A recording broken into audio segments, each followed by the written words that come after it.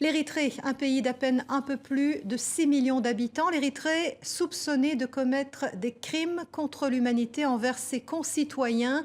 C'est un rapport qui donne froid dans le dos que publie l'ONU aujourd'hui. Les détails de David Gilbert. À la lecture des 500 pages du rapport du Conseil des droits de l'homme de l'ONU, on comprend mieux pourquoi les Érythréens constituent l'un des plus gros contingents de migrants remontant vers l'Europe. Ils seraient chaque mois environ 5000 à fuir l'une des pires dictatures au monde. Plusieurs centaines ont encore traversé la Méditerranée ce week-end, dont ces hommes et femmes débarqués dimanche en Sicile.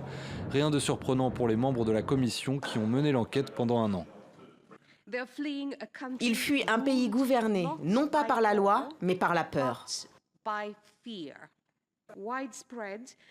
La Commission a constaté des violations systématiques, répandues et massives des droits humains,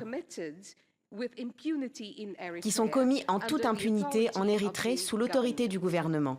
Certaines de ces violations pourraient constituer des crimes contre l'humanité.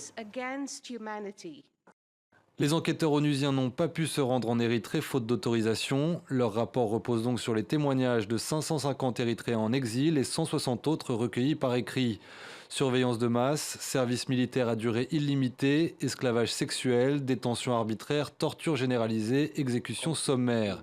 C'est peu dire que l'Érythrée, dirigée par Isaias Afewerki depuis l'indépendance en 1991, est tenue d'une main de fer. Les recommandations de la Commission ont donc peu de chances d'être suivies des faits. Le gouvernement doit mettre fin au service national illimité et le restreindre à une durée de 18 mois. Il doit adopter un code militaire qui interdit et punit les mauvais traitements, l'exploitation et le harcèlement des conscrits. Et il devrait arrêter le recrutement forcé des enfants de moins de 18 ans. Selon le HCR, 360 000 Érythréens avaient fui leur pays en 2014, soit plus de 5% de la population totale.